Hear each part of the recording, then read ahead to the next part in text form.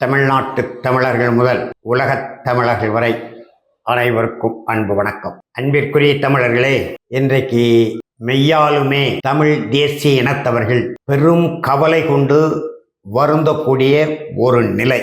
ஏனென்று சொன்னால் 1991 வாக்கிலே இந்திய நாட்டின் முன்னாள் தலைமை அமைச்சர் ராஜீவ்காந்தி அவர்கள் தமிழ்நாட்டிலே மரணித்த காலகட்டத்திலே தமிழர், தமிழினம், தமிழ்நாடு, தமிழ் ஈழம் என்று பேசக்கூடிய, பாடுபடக்கூடிய, போராடக்கூடிய தமிழ் தேசியர்களுக்கு அவ்வளவு கடுமையான ஒரு நெருக்கடியான சூழல். அந்த சூழலில் தமிழீழ விடுதலை புலிகள் இயக்கத்திற்கு தமிழ்நாடு அரசும் ஒன்றிய அரசும் தடை விதித்த போது, ஆதரித்தால் 7 ஆண்டுகள் சிறை தண்டனை என்றபோது அதை எதிர்த்து முதல் குரலாக நம்முடைய பாட்டாளி மக்கள் கட்சி நிறுவனர், தமிழின போராளி மருத்துவர் ஐயா அவர்கள் 7 ஆண்டு என்ன 70 ஆண்டுகளானாலும் நான் புலிகள் இயக்கத்தை ஆதரிப்பேன், தமிழர் தாகம், தமிழீழ தாயகம், நான் சிறைக்கு போனால் எனக்கு பின்னாலே என் மகன் போவார், என் மகனுக்கு பின்னாலே பேரன் போவார் என்று முழங்கினார். அதோடு மட்டுமல்லாமல் 1992 தமிழர் வாழ்வுரிமை மாநாடு, இப்பொழுது நம்முடைய அன்பு தம்பி ஆற்றல் மறவர் தி வேல்முருகன் அவர்கள் தமிழக வாழ்வுரிமை கட்சி பெயர் வைத்திருக்கிறார் பாருங்க கட்சிக்கு. அந்த அடிப்படையில் தான் தமிழர் வாழ்வுரிமை கட்சி என்றுதான் பெயர் கொடுத்திருக்கிறார். அது ஏற்கனவே இன்னொருவர் பதிவு செய்தனாலே தமிழக வாழ்வுரிமை கட்சி என்று நம்முடைய தம்பி மாண்புமிகு தி வேல்முருகன் அவர்கள் தன்னுடைய கட்சியை பதிவு செய்திருக்கிறார் தேர்தல் ஆணையத்தில். அன்றைக்கு தமிழர் வாழ்வுரிமை மாநாடு பெரியார் திடலில் 2 நாட்கள், 2வது நாள் மாலையிலே சென்னையிலே 10 லட்சம் தமிழர்கள் கூடக்கூடிய மிகப்பெரிய மாநாடு. தமிழ் தேசிய தலைவர்கள் எல்லாம் அந்த மாநாட்டிலே பங்கெடுத்தார்கள். அப்பொழுது மெரினா கடற்கரையிலே மிகப்பெரிய கூட்டம் மாலையில நடைபெற்ற பொழுது, எழும்பூர் பெரியார் திடலில் இருந்து புறப்பட்ட பேரணி மெரினா கடற்கரை வரைக்கும் 10 லட்சம் பேர். மேதகு தலைவர் வே பிரபாகரன் படத்தை 2 கைகளிலும் நெஞ்சிலும் ஏந்தி கொண்டு ஐயாவினுடைய அந்த புலிகள் இயக்கத்திற்கான தடைக்கு எதிராக குரல் கொடுத்தார் அல்லவா, முழங்கினார் அல்லவா, அந்த முழக்கத்தை முன்வைத்து அந்த பேரணி நடந்தது. அப்பொழுது தமிழ்நாட்டையும் கடந்து இந்தியா முழுவதும், ஏன் உலகெங்கும் பறந்து வாழக்கூடிய புலம்பெயர் தமிழர்களுக்கு ஒரு நம்பிக்கை வந்தது. பாட்டாளி மக்கள் கட்சி, பச்சை தமிழர்களின் கட்சி, மண்ணின் மைந்தர்கள் கட்சி, ஏழை எளிய உழைக்கும் மக்களின் கட்சி, உழவர் பெருங்குடி மக்களின் கட்சி, இந்த கட்சி அதிகாரத்துக்கு வந்தால் உண்மையிலே தமிழ் மொழிக்கும் இனத்திற்கும் நிலத்திற்கும் ஒரு விடிவு கிடைக்கும் என்ற நம்பிக்கையோடு இருந்தோம். பின்னால் பாட்டாளி மக்கள் கட்சியினுடைய நடவடிக்கைகள் 2009 காலகட்டத்திலே அந்த நம்பிக்கையெல்லாம் தவிடுபடியாகக்கூடிய ஒரு நிலை. ஒரு உண்மையை சொல்லித்தானாக வேண்டும், யாரும் மறுக்க முடியாது, மறைக்க முடியாத நானே நேரடி சான்று. 2009 தொடக்கத்திலே இனப்படுகொலை நடந்து கொண்டிருக்கும் போது ஈழத்திலே நம்முடைய அன்பு தம்பி விடுதலை சிறுத்தைகளின் தலைவர் தொல் திருமாவளவன் அவர்கள் மறைமலை நகரிலே மிகப்பெரிய அளவிலே கூட்டத்தை கூட்டி தான் மட்டும் கால வரையறையற்ற பட்டினி போராட்டத்தை மேற்கொண்டார். அந்த பட்டினி போராட்டத்துக்கு முடிவுக்கு கொண்டு வருவதிலே என் போன்றவர்களுடைய பங்களிப்பும் உண்டு. நம்முடைய தமிழின போராளி மருத்துவர் ஐயா என்னிடத்தில் தான் பேச சொல்லி 2வது நாள் போய் சந்தித்து பேசிவிட்டு வந்தோம். 4வது நாள் அல்லது 5வது நாள் நானே அழைத்து சென்று அந்த பட்டினி போராட்டத்தை முடித்து வைத்து 2 தலைவரும் சொன்னார்கள், 10 நாட்கள் மாநில அரசுக்கும் ஒன்றிய அரசுக்கும் நாங்கள் கெடு வைக்கிறோம், 10 நாட்களுக்குள் ஈழத் திருநாட்டில் இனப்படுகொலையை தடுத்து நிறுத்த ஒன்றிய அரசு, மன்மோகன் சிங் அரசு, சோனியா காந்தி வழிகாட்டக்கூடிய அரசு நடவடிக்கை எடுக்காவிட்டால் நாடே ஸ்தம்பிக்கும் அளவுக்கு மிகப்பெரிய போராட்டத்தை நாங்கள் நடத்த வேண்டியது வரும். பாட்டாளி மக்கள் கட்சியும் விடுதலை சிறுத்தைகள் கட்சியும் இணைந்து கலைஞர் கருணாநிதி முதலமைச்சர் பதறி துடித்து விட்டார். ஆனால் அப்படிப்பட்ட ஒரு போராட்டம் நடந்திருந்தால் குறைந்த அளவு இனப்படுகொலையாவது தடுத்து நிறுத்தியிருக்க வாய்ப்பு உண்டு. ஆனால் அதற்கு கடும் எதிர்ப்பு தெரிவித்தவர்தான் இன்றைக்கு பாட்டாளி மக்கள் கட்சிக்குள் நேற்று மருத்துவர் ஐயா தமிழ் இன போராளி நான் குடியிருக்கிற என்னுடைய தமிழ் குற்றம் இல்லத்துக்கே வந்திருந்து 3 மணி நேரம் என்னுடைய இல்லத்தில் இருந்தார். என்னுடைய பிள்ளைகள், மனைவி, மக்கள் எல்லோரையும் சந்தித்து பேசி வாழ்த்துக்களை தெரிவித்தார். அந்த ஐயாவுடைய நேர்காணலை சமூக வலைதளங்களிலே நேற்று முழுவதும் பார்த்து இன்றைக்கு காலையிலே நாளிதழ்களை படித்து குருதி கண்ணீர் தான் வடிக்கவில்லை. அந்த அளவுக்கு ஒரு தமிழன் என்ற முறையிலே, தமிழ்நாட்டின் குடிமகன் என்ற முறையிலே, தமிழ் தேசிய இலக்கு நோக்கி குரல் கொடுத்து கொண்டும் பாடுபட்டு கொண்டும் போராடி கொண்டிருக்கக்கூடிய எளிய தமிழ் தொண்டன் என்ற அடிப்படையிலே நெஞ்சே வெடித்து விடும் போல அளவுக்கு அந்த அளவுக்கு வேதனையான செய்திகள் வந்து கொண்டிருக்கின்றன. தந்தைக்கும் மகனுக்கும் உள்ள அந்த சிக்கல் ஏற்கனவே நாம் பதிவு செய்திருக்கிறோம். எளிதனாலே இன்றைக்கு பரபரப்பான செய்தி என்பதனாலே மீண்டும் அதை நினைவுபடுத்துகிறோம். அதன் ஊடாக இன்றைக்கு 36 லட்சம் தமிழர்களின் வாக்குகளை பெற்ற நாம் தமிழர் கட்சிக்கும் எச்சரிக்கை மணி அடிக்கக்கூடிய கடமை உணர்வோடு சொல்கிறோம். 2009 நாடாளுமன்ற தேர்தலில் திமுக கூட்டணியிலிருந்து அதிமுக கூட்டணிக்கு பாட்டாளி மக்கள் கட்சி சென்றது.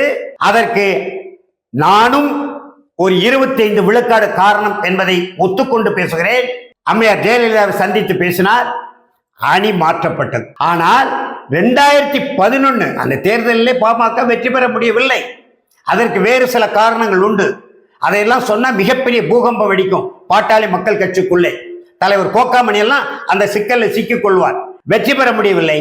ஆனால் 2011 சட்டமன்ற தேர்தலை ஒட்டியும் 120 தொகுதிகளை கட்சிக்காரர்கள் தேர்வு செய்து 80 தொகுதிகளை 120 80 40 கழித்து விட்டு 80 தொகுதிகளை மண்டல தலைவர்கள், அதாவது மாநில துணை பொதுச் செயலாளர்கள் தேர்வு செய்து அந்த 80 தொகுதியில் 40 தொகுதிகளை தமிழின போராளி மருத்துவர் ஐயா அவர்கள் தேர்வு செய்து 30 பேச்சாளர்களை ஒரு வாரம் எனக்கு பயிற்சி கொடுக்க சொல்லி அந்த 40 தொகுதியில் மாநாடுகளை போட்டு, கிராம மாநாடுகள், ஒரு தொகுதிக்கு 100 மாநாடுகள் போட்டு நடத்த சொன்னார். திமுக அரசின் மீது கடுமையான விமர்சனங்களை வையுங்கள் என்று தமிழின போராளி மருத்துவர் ஐயா கட்டளை பிறப்பித்து அங்கே பேசிக் கொண்டிருந்தோம். ஆற்காடு தொகுதி, திருப்பத்தூர் தொகுதியில் பேசிக் கொண்டிருக்கும் போதே மருத்துவர் அன்புமணி ராமதாஸ் அவர்களிடமிருந்து எனக்கு ஒரு ஓலை வந்தது. திமுகவை விமர்சனம் செய்யக்கூடாது. அப்ப யார் விமர்சனம் செய்வது? அதிமுகவோ எதிர்கட்சி, திமுக தான் ஆளுங்கட்சி. திமுகவை எதிர்த்து விமர்சனம் செய்யாவிட்டால் எந்த கட்சியை விமர்சனம் செய்வது என்று அடுத்த தொகுதியிலே தொடங்கினோம். ஆனால் திருப்பத்தூருக்கு அடுத்து ஒரு தொகுதியில பேசிக் கொண்டிருக்கும் போது கூட்டத்தை நிறுத்த சொல்லி அன்புமணி அவர்களிடமிருந்து உத்தரவே வந்து விட்டது. அதன் பிறகு என்ன செய்ய, தமிழின போராளி மருத்துவர் ஐயாவை போய் சந்தித்தேன். 2 மணி நேரம் 2 பேரும் தனியா பேசிக் கொண்டிருந்தோம். திமுக கூட்டணி சேரக்கூடாது ஐயா, சேர்ந்தால் படுதோல்வி சந்திக்க நேரிடும். நாம் அதிமுக கூட்டணியிலே தொடர வேண்டும். அதிமுக கூட்டணி நாம் அந்த இடத்தை காலி செய்தால் அந்த இடத்திலே விஜயகாந்த் வந்து குந்திக் கொள்வார். தேமுதிக வந்து அந்த கூட்டணியில் சேர்ந்து நமக்கு கிடைக்கக்கூடிய வாய்ப்புகளை தட்டி பறித்து விடுவார்கள். தேமுதிக அதிமுக கூட்டணி சேராமல் இருப்பதற்காக இருக்க அந்த கடிதம் அருமையாக ஐயா என்னிடம் அறிக்கையை கேட்டார்கள். 12/2/2011 இந்த அறிக்கையை கொடுத்தேன். இந்த அறிக்கையை உடனடியாக பார்த்துவிட்டு மிகச் சரியாக சொல்லியிருக்கிறேன் விஎன்ஆர்சு. நான் நம்முடைய சின்னையா அவர்களுக்கு, அப்பொழுது அப்படிதான் சொல்லுவார், மருத்துவர் சின்னையா அவர்களுக்கு உடனே அனுப்பி வைக்கிறேன் என்று அனுப்பி வைத்தார். ஏற்கனவே மருத்துவர் சின்னையாவோ கோக்கா மணியும் முடிவு செய்து விட்டார்கள், மருத்துவர் ஐயா உணர்வுகளுக்கு மாறாக திமுக கூட்டணியில் இணைந்து விடுவது என்று. சின்னையாட்ட இந்த அறிக்கை போகும்போது கிழித்து போட்டார் என்று எனக்கு செய்தி கிடைத்தது. அதன் பிறகு இந்த அறிக்கையிலே என்ன சொல்கிறோம் என்றால், திமுக கூட்டணியில் சேரக்கூடாது என்பதற்கு 7 காரணங்கள் சொல்லியிருக்கிறேன். மக்களின் மனநிலை என்ன என்பதற்கு 3 காரணங்கள் சொல்லியிருக்கிறேன். அதிமுக கூட்டணியிலே தொடர்வதற்கு 7 காரணங்கள் சொல்லியிருக்கிறேன். அதுலதான் சொல்லியிருக்கிறோம், அதிமுக அணியில் பாமக இடம்பெற்றால் எதிர்காலத்தில் தமிழர்களுக்கு ஆபத்தாக வரவிருக்கும், தெளிவாக கவனிக்க வேண்டும். 4வது காரணம் சொல்ல, அதிமுக அணியில் பாமக இடம்பெற்றால் எதிர்காலத்தில் தமிழர்களுக்கு ஆபத்தாக வரவிருக்கும் விஜயகாந்தியின் நச்சு அரசியலை தடுத்த பெருமையும் பாமகவிற்கு கிட்டும். இந்நிலையில் திமுக அணியில் தற்போது இடம்பெற்றுள்ள விடுதலை சிறுத்தைகளின் ஊசலாட்டத்தை கணக்கில் கொள்ள வேண்டும். நடிகர் விஜயகாந்த் அதிமுக அணியில் நுழைவதை தடுக்கவும் திருமாவளவன் கட்சியை திமுகவிலிருந்து விலகுமான ஒரு சூழ்நிலையை உருவாக்கினால் பாமகவிற்கு கூடுதல் வலு சேரும். அடுத்து வரும் காலங்களிலே திராவிட கட்சிகளுக்கு மாற்று பாமக தான் என்கின்ற வலிமையான தோற்றத்தை ஏற்படுத்த முடியும். வன்னியர் அல்லாத தமிழர்களிடமும் நம்பிக்கையை வளர்க்கலாம். இப்படி கொடுத்த அருமையான செய்தி, மிக சிறந்த அறிக்கை என்று ஐயாவால் பாராட்ட பெற்றது. அதற்கு பிறகு முதன்மையாக 3 கடிதங்களை நான் எழுதினேன். 17/10/2014 மருத்துவர் ஐயா அவர்களுக்கு ஒரு மனம் திறந்த மடல். இன்றைக்கு நடக்க பாருங்க கூத்துகள் பாமக, அந்த கூத்துகள்லாம் அப்பவே சொல்லியிருக்கிறேன். மருத்துவர் ஐயா அவர்களுக்கு ஒரு மனம் திறந்த மடல். அடுத்து 27/10/2014 பாமக 2016 தூய சார்ஜ் கோட்டையை நோக்கி நடையிட மருத்துவர் ஐயாவுக்கு முழுமையான செய்திகளை நாம் தெரியப்படுத்தி இருக்கிறோம். அடுத்து 20/11/2014 தெளிவாக என்னுடைய முடிவான கருத்தை தெரிவித்து ஐயாவுக்கு எழுதியிருக்கிறோம். இன்றைக்கு பாருங்க, மருத்துவர் அன்புமணி ஐயா அவர்களின் அல்லது அவருடைய துணைவியார் சௌமியா பாரதிய ஜனதா கட்சியோட கூட்டணி சேர வேண்டும் என்று 2 பேரும், அன்புமணி ராமதாஸ் அவர்களும் அவருடைய துணைவியார் சௌமியா அம்மையார் அவர்களும் ஐயாவினுடைய 2 கால்களையும் பிடித்துக் கொண்டு கெஞ்சியதாக ஐயா கண்ணீர் மல்க செய்தியை வெளியிட்டிருக்கிறார். ஆனால் சௌமியா அவர்களுடைய தந்தையார் அந்த காங்கிரஸ் கட்சியிலே இருந்தவர். அவங்க பாட்டனார்லாம் காங்கிரஸ் பாரம்பரியம் மிக்கவர். சௌமியாவுடைய தந்தையார் கிருஷ்ணசாமி அவர்களும் சௌமியாவுடைய அம்மாவளி தாத்தா எல்லாருமே காங்கிரஸ் கட்சி. ஆனா இந்த அம்மா ஏன் பாரதிய ஜனதா கட்சியில் சேர வேண்டும் என்று தமிழின போராளிகள் மருத்துவர் ஐயா அவர்களிடம் அடம் பிடித்தார் என்று நமக்கு தெரியல. அப்படியானால் இது பதவி வெறிதானே. நாட்டு மக்களுக்கு நீங்க என்ன செய்ய முடியும்? 10.5 விழுக்காடு எடப்பாடியார் கொடுத்த உடனே அந்த அக்கினி குண்டம் பச்சை குத்துறதை காட்டுகிற அளவுக்கு மூக்கை சீண்டி கொண்டு அழுது இதெல்லாம் நாடகம் இல்லையா? அதனுடைய விளைவுதான் இன்றைக்கு. இதைத்தான் இறுதியாக எச்சரிக்கை விரும்புகிறேன்.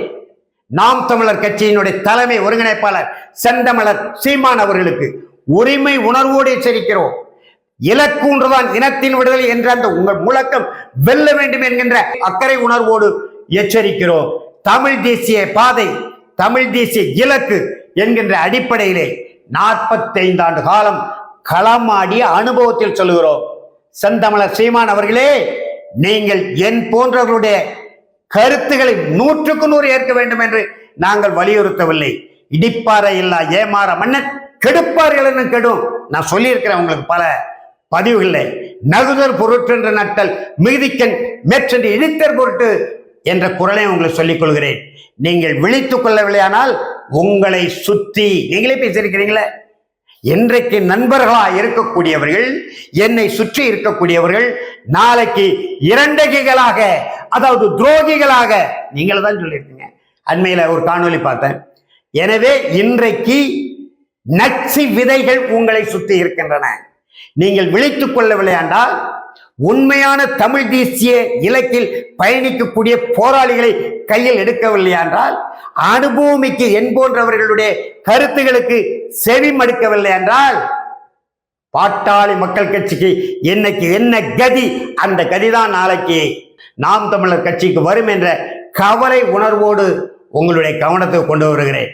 இந்த ரவீந்திரன் துரைசாமி என்கின்ற தானலிங்க நாடாரின் அணுக்க தொண்டர், இந்து முன்னணியிலே தன்னை இணைத்துக் கொண்டவர், RSSோடு தொடர்பு வைத்துக் கொண்டவர், நரேந்திர மோடியிடமும் அமித்ஷாவிடமும் மடல் வழியாக எழுதி கொண்டு தமிழ்நாட்டு ஊடகங்களிலே உங்களுக்கு மிகப்பெரிய ஆதரவாளர் போல வரக்கூடிய தேர்தலில் 8 விழுக்காடு வாக்கு 18 விழுக்காடாக, அது 25 விழுக்காடாக கூட வரட்டும், வர வேண்டும் என்பதை நம்முடைய நோக்கம். 18 விழுக்காடாக வந்துவிடும் என்று நாக்குசாமல் பேசிக்கொண்டு ஆதரவாளர் போல் காட்டிக் கொண்டிருக்கக்கூடிய அந்த ரவீந்திரன் துரைசாமி போன்ற நாக்கு வணிகர்களின் கருத்துக்களை கேட்டு நீங்கள் வழி நடந்தால், உங்களை சுற்றியுள்ள நச்சு மரங்களை வெட்டி வீழ்த்தவில்லையானால், நாம் தமிழர் கட்சிக்கும் அடுத்த 10 ஆண்டுகள் கழித்து இன்றைக்கு பாட்டாளி மக்கள் கட்சிக்கு என்ன நிலையோ அந்த நிலை வந்து சேரும். செந்தமிழர் சீமான் அவர்களை விழித்துக் கொள்ளுங்கள் என்ற அன்பான வேண்டுகோளை தமிழ்நாட்டு தமிழர்கள் சார்பிலும் உலகத் தமிழர்கள் சார்பிலும் என் அன்பு தம்பி ஆற்றல் மறவர் நாம் தமிழர் கட்சி தலைமை ஒருங்கிணைப்பாளர் செந்தமிழன் சீமான் அவர்களுக்கு பாட்டாளி மக்கள் கட்சியின் இன்றைய பரிதாப நிலையை ஒரு பாடமாக எடுத்துக்கொள்ள வேண்டும் என்கின்ற அன்பான வேண்டுகோளை வைத்து நிறைவு செய்கிறேன். வணக்கம்.